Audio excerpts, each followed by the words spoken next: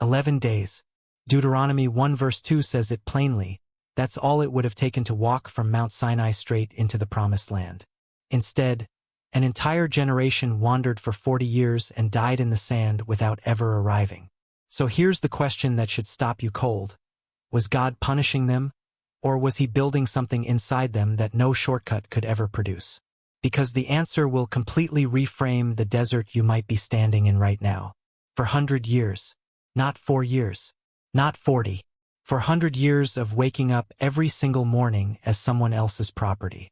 That number is so large it almost loses its weight until you sit with it. Generation after generation, born into chains, living in chains, dying in chains. Children who never knew what it felt like to make a single decision for themselves.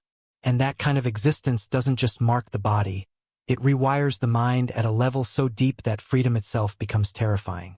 Then God intervened. 10 plagues dismantled the most powerful empire on earth. The Red Sea split open. Millions of Israelites walked out of Egypt carrying gold and silver the Egyptians handed them on the way out. It was the most dramatic liberation in human history, and it happened in a single night. One night, everything changed. But here is what nobody talks about at that moment. They walked out of Egypt, but Egypt did not walk out of them. Write that down if you need to, because it is the key to everything that follows. Within days of leaving, Pharaoh's army came thundering across the desert behind them. 600 elite chariots closing in, the Red Sea in front, nowhere to go. And what did Israel say? Was it because there were no graves in Egypt that you brought us here to die? It would have been better to serve the Egyptians than to die in this desert. They had been free for days, and already they were rewriting 400 years of whips, chains, and drowned babies as if slavery had been a comfortable life worth returning to. This is not a failure unique to ancient Israel. This is human nature stripped completely bare. The mind clings to familiar pain because at least familiar pain is predictable. We romanticize the prisons we know because the freedom ahead of us has no guarantees. And so we do what Israel did, we look backward, we negotiate with our past, we convince ourselves the cage wasn't really that bad. God understood something about this people that they could not yet understand about themselves. For 100 years of oppression doesn't just create tired bodies, it creates a broken identity. It creates a people who, when they look in the mirror, see victims, see slaves, see people who need a master to tell them what to do, what to eat, what to think. The trauma had gone so deep that it had become the lens through which they interpreted everything. Every challenge looked like a death sentence. Every obstacle looked like proof that freedom was a mistake. That is why one miraculous night was never going to be enough. God could change their address in a single evening. He could not change their self-image with the same speed. And a people who still see themselves as slaves will never walk into a land that requires them to see themselves as conquerors. The real journey was never from Egypt to Canaan. It was from who they had been told they were, to who God always knew they could become. The moment those waters crashed down on the Egyptian army, something happened that nobody talks about. Yes, it was the greatest military miracle in human history. Yes, Israel stood on the other shore singing, dancing, Miriam grabbing her tambourine, while the most powerful army on earth ceased to exist in minutes. But here is what most people completely miss. The Red Sea was not just God saving Israel. It was God cutting off every single road back. Think about that for a second. 600 elite Egyptian chariots, cavalry, infantry, all of it swallowed by the sea. And buried right alongside them, at the bottom of that water, was the only physical path back to Egypt. God did not just open a door forward. He demolished the door behind them, forever. And yet, this is where it gets deeply uncomfortable. Even with the road physically gone, even with no army left to drag them back, the hearts of these people spent the next 40 years trying to return to a place that no longer existed. The Pharaoh in the water was dead. But the Pharaoh in their heads? Still sitting on his throne, still whispering, still running the show. 3 days. That is all the gratitude lasted. 3 days after watching God split an ocean, they arrived at Marah, found water too bitter to drink, and immediately turned on Moses with accusations. No prayer, no remembrance of what they had just witnessed, just complaints. God showed Moses a piece of wood, threw it in, and the water turned sweet. Crisis resolved. Lesson offered. But the lesson was not learned. A month and a half later, the grumbling erupted again, this time about food. And the words they used are almost impossible to believe. If only we had died in Egypt. At least there we sat around pots of meat and ate all we wanted. They were romanticizing slavery. Actual slavery. Whips, chains, drowned babies. And their minds had rewritten all of it into a dinner table memory because the present was uncomfortable. This is not a character flaw unique to ancient Israel. This is the human condition laid completely bare. We do this too. We look back at toxic relationships, destructive habits, dead-end situations and think, at least I knew what to expect. The familiar cage feels safer than the unfamiliar freedom, every single time. We would rather elect a new leader and march back into bondage than trust an invisible God into unknown territory. The severance God created at the Red Sea was not just geographical. It was meant to be psychological. He was forcing a forward motion that their hearts were desperately resisting. The waters were saying, there is nothing behind you worth returning to. But freedom means nothing if the mind refuses to cross over. God can change your circumstances in a single night. Changing the way you see yourself, that is an entirely different war. And that war was only just beginning. Think about what it would feel like to wake up every single morning with nothing. No pantry, no market, no backup plan, and step outside to find food on the ground waiting for you. That is exactly what happened. Every morning, without a single exception, for 40 years, God cooked breakfast for nearly 2 million people in the middle of a desert where nothing grows. But here is what most people miss.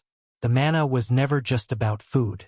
When Israel was in Egypt, bread came from Pharaoh. You worked for it, you earned it, you bled for it under a whip. Your survival was tied to a human master. That economic system had been running in their veins for 400 years. So when God brought them into the wilderness, He did not just need to feed their bodies. He needed to completely rewire the way their minds understood provision, security, and trust. And He did it one morning at a time. Each family could only gather what they needed for that single day. Not a week's worth. Not enough to feel safe. Just today. And if anyone tried to hoard extra overnight, driven by fear, driven by the old slave instinct of hold on to what you have before it disappears, it rotted by morning, filled with maggots and stank. The very thing they were trying to protect became the thing that destroyed itself. But here is where it gets remarkable. On the 6th day, God told them to gather double because the 7th day was the Sabbath, a day of rest. And that extra portion stayed perfectly fresh overnight. No worms, no rot. Same manna, same conditions, completely different result. That contrast was intentional. Obedience preserves what fear destroys. When God tells you to save, it lasts. When you save out of panic and distrust, it rots in your hands. Moses later explained the deeper meaning in Deuteronomy chapter 8. God allowed them to hunger so He could feed them, specifically to teach them that man does not live on bread alone, but on every word that comes from the mouth of God. He was not being cruel by letting them feel the hunger first. He was making room for a lesson that comfort never could have taught. You cannot learn daily dependence on a full stomach with a stocked pantry and a backup plan. You learn it when the only thing standing between you and nothing is the faithfulness of God showing up tomorrow morning. And He showed up. 14,600 mornings in a row. Not once did the manna fail to appear. Centuries later, when the enemy tempted Jesus in His own wilderness, after 40 days of fasting, when His body was at its weakest, Jesus reached back to this exact moment and said those exact words. Man does not live on bread alone. The manna was always pointing forward. It was always a prophecy. And the one it pointed to would eventually say of Himself, I am the bread of life. 6 weeks. That's all it took for a nation that had witnessed the most extraordinary miracles in human history to completely collapse back into idolatry. Not 6 years. Not 6 months. 6 weeks. Moses had gone up Mount Sinai to receive the 10 Commandments directly from God. The mountain was still smoking. The ground was still trembling from the voice they had all heard with their own ears. And while all of that was fresh, while the memory of the Red Sea was barely 2 months old, the people walked up to Aaron, Moses' own brother, the high priest, and said, "Make us gods." What happened next is one of the most staggering acts of leadership failure in all of Scripture. Aaron collected their gold earrings, melted them down, and shaped them into a calf. A bull, the sacred bull of Egypt, Apis, Hathor, the very gods they had grown up worshipping under Pharaoh's shadow. And the people danced around it and declared, "These are your gods, Israel, who brought you out of Egypt." This is where most people read the story and think, how could they, after everything they saw? But that reaction misses the entire point. Because this moment destroys one of the most deeply held assumptions we carry into our faith. The assumption that if people just saw enough evidence, they would believe. If they witnessed enough miracles, their hearts would change. They didn't, and that should shake you. You can watch God split a sea on Monday and be on your knees before a golden cow by Tuesday. Because the problem was never a lack of evidence. The problem was the condition of the heart. Miracles can silence your doubts temporarily, but they cannot rewire who you believe you are at the core. And notice what they built. They didn't invent something new. They reached back for something old, something Egyptian, something that felt familiar when the pressure got heavy and the waiting stretched too long. That's not just ancient history, that's a pattern written into human nature. The moment things get uncomfortable, we don't reach forward. We reach back. The old habit, the old relationship, the old way of thinking that God already delivered us from. That is the golden calf, and if we're being completely honest, we all build one at some point. Then came the battles. At Amalek, Israel fought their first war as a free people, and what happened on that battlefield was unlike anything in military history. While Joshua fought down on the plain, Moses stood on a hilltop with his arms raised toward heaven. When his arms were up, Israel advanced. When his arms dropped from exhaustion, the enemy pushed them back. So Aaron and Hur stood on either side of Moses and physically held his arms up until the sun went down. Victory came. The lesson is impossible to miss. The outcome of the battle had nothing to do with the size of the army or the strength of the soldiers. It depended entirely on the posture of the leader and the support of the people around him. Nobody wins alone. Not in war, not in life, not in faith. 2 years into the journey, Israel was standing at the southern border of Canaan. Not close, actually there. The promised land was within sight. And this is the moment that should have taken 11 days turned into 40 years. Moses sent 12 spies into the land, one from each tribe. They were gone for 40 days, the same number that will haunt this entire story. When they came back, they carried proof that the land was everything God had promised. A single cluster of grapes so massive that 2 grown men had to carry it between them on a wooden pole. Pomegranates, figs. After 2 years of eating nothing but manna, this fruit was almost impossible to believe. The land flows with milk and honey, they said. It's real, it's rich, and it's right there. But then came the word that destroyed a generation, however. The people are powerful. The cities are fortified. And we saw the descendants of Anak giants. And here is what most people miss when they read this story. All 12 spies agreed the land was good. Every single one of them saw the same grapes, the same fruit, the same abundance. The facts were not in dispute. What split them completely was not what they saw, it was how they interpreted what they saw. 10 scouts looked at the evidence and concluded defeat. 2 looked at the exact same evidence and concluded victory. Same land, same giants, same God, radically different conclusions. Because the difference was never in the data. It was in the lens. And the lens was shaped by identity. Those 10 spies said something that reveals just how deep the damage went. We seemed like grasshoppers in our own eyes, and we looked the same to them. Grasshoppers. After everything, the plagues, the Red Sea, the manna, the voice of God shaking the mountain, they looked at themselves and saw insects. That was not a military assessment. That was 400 years of slavery speaking. Centuries of being told you are nothing had carved that belief so deep that no miracle could reach it. Only Joshua and Caleb stood against the crowd. The land is exceedingly good, they said. Their protection is gone. The Lord is with us. Do not be afraid. The people's response? They wanted to stone them. They wanted to kill the only 2 men telling the truth, and then elect a new leader to march them back into chains. That is when God spoke. And what came out of his voice was not the rage of a tyrant. It was the grief of a father who had done everything. Split seas, rained bread from the sky, walked with them as fire through the night, and still wasn't trusted. How long will they refuse to believe in me despite everything I have shown them? The sentence that followed was devastating in its precision. 40 years. 1 year for every day the spies explored the land. Not one person over the age of 20 would set foot in what God had promised them. The hinge had swung. And it swung not because God gave up on them, but because they had already given up on themselves. Here's something most people never stop to ask. If God is all-powerful, why didn't he just fix Israel's heart overnight? He split a sea. He rained bread from the sky. Surely he could have fast-tracked the transformation. But what happened next reveals something about God's nature that will completely change how you see every slow, painful, confusing season in your own life. The first thing God was dealing with had nothing to do with geography. For 100 years of slavery had broken something deep inside this people. Not just their bodies, but the way they saw themselves. They looked at giants and felt like grasshoppers. That wasn't cowardice. That was centuries of programming telling them they were nothing. God could not rip that out of the parents overnight. So instead, he raised a new generation in the wilderness. Children who had never bowed to Pharaoh, never eaten the bread of bondage, never been told they were less than human. Their identity wasn't shaped by Egypt. It was shaped by God. And that kind of rebuilding takes time.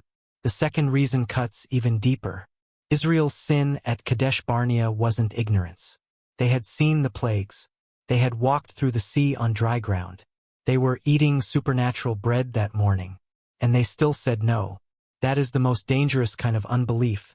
Not the unbelief of someone who has never seen God move, but the unbelief of someone who has seen it, felt it, lived it, and still refuses to trust. God cannot take a people like that into conquest. The land would have destroyed them, which leads directly into the third reason: God was protecting them from themselves. A nation of former slaves, psychologically shattered, walking into battle against hardened Canaanite warriors would not have been conquest. It would have been a massacre. Sometimes the door God closes isn't rejection. Sometimes it's the only thing standing between you and a disaster you cannot see coming. Then there's what the manna was actually teaching them every single morning. In Egypt, survival depended on Pharaoh. You worked, you produced, you earned your keep, or you suffered. But in the desert, bread simply appeared. You couldn't earn it, store it, or control it. All you could do was receive it, fresh every morning, one day at a time.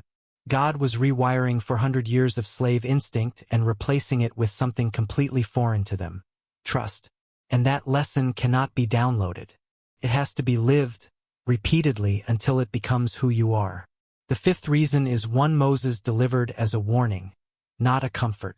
He told the new generation plainly, when you eat and are satisfied, when your houses are built and your wealth grows, you will forget God. The desert wasn't cruel. It was clarifying. It stripped away every false security until the only voice left was his. And finally, the number 40 itself was never random. Moses spent 40 days on Sinai. Elijah walked 40 days to meet God. Jesus fasted 40 days before his ministry began. 40 is always a threshold, a furnace that precedes a breakthrough. Israel's 40 years weren't a detour. They were the template for every transformation God would ever accomplish in human history, pointing all the way forward to Jesus entering his own wilderness and succeeding where Israel had fallen. The desert was never the punishment. It was always the process. Most people read the 40 years as God walking away, as if he handed down the sentence, turned his back, and left them to rot in the sand. But that is one of the most backward readings of this entire story, because what actually happened during those 40 years is one of the most staggering displays of faithfulness recorded anywhere in Scripture.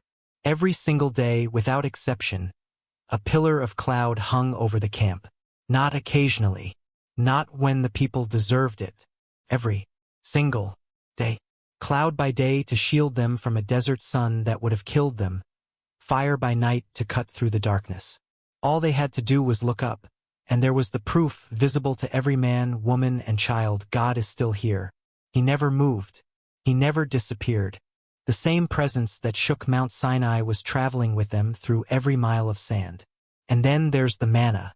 Think about the sheer scale of what was happening. Scholars estimate the Israelite camp numbered somewhere between 1.5 to 2 million people, a moving city the size of modern Houston. To feed that many people in a barren desert every single morning for 14,600 consecutive days in a row, that is not a minor miracle. That is an act of relentless, stubborn, almost aggressive love. God cooked breakfast for an entire nation for 40 years straight. Not once did he sleep in. Not once did the ground come up empty. But here is the detail that should absolutely wreck you. Deuteronomy 8 verse 4 records something almost too extraordinary to process. Their clothes did not wear out and their feet did not swell during the entire 40 years. In a harsh desert, for decades, their sandals lasted longer than most modern shoes last a single year. Every time they laced up their sandals in the morning, they were putting on a miracle. Every time they wrapped their cloak around their shoulders, they were wearing the faithfulness of God on their bodies. And even when judgment came, when venomous snakes were sent in response to yet another round of grumbling, God provided the remedy in the same breath. A bronze serpent lifted on a pole. Anyone who looked at it lived. Centuries later, Jesus would point to that very moment and say, "That is what my crucifixion will look like." Even in the discipline, God was weaving prophecy. This was not the behavior of an angry God who had given up on his people. This was a father who kept feeding a child that kept throwing the food on the floor. A God who kept showing up for a people who kept accusing him of trying to kill them, in the very place he was keeping them alive. So if you are in a season that feels like silence, understand this. Presence does not always announce itself loudly. Sometimes it just keeps your shoes from wearing out. The same desert, the same 40 years. 3 completely different stories walking through it, and what separates them will change the way you see your own life. Start with Moses. This is the man who stood before Pharaoh without flinching. The man who climbed Sinai and spoke with God face to face. The man who interceded for the people again and again, even when they deserved judgment. After 40 years of carrying 2 million people through the worst conditions imaginable, Moses arrived at the edge of everything he had worked for. And then God said, "This is as far as you go." At Meribah, the people were demanding water again. God told Moses to speak to the rock. Simple instruction. Instead, Moses struck it with his staff in a moment of rage and shouted at the people, "Must we bring you water out of this rock?" Water still came out. The miracle still happened. But God saw something in that moment that disqualified Moses from finishing his mission. Not because God was cruel, but because leaders represent God to the people, and misrepresenting him even once carries a weight that ordinary failures don't. Moses died on Mount Nebo at 120 years old, eyes still sharp, strength completely intact, staring at the entire promised land spread out before him like a painting, and never taking a single step into it. God buried him personally in a grave no one has ever found. As if he wanted to say, "This one belongs to me." Now look at the new generation. These were children born in tents, raised on manna, who had never once seen the Nile or heard the crack of an Egyptian whip.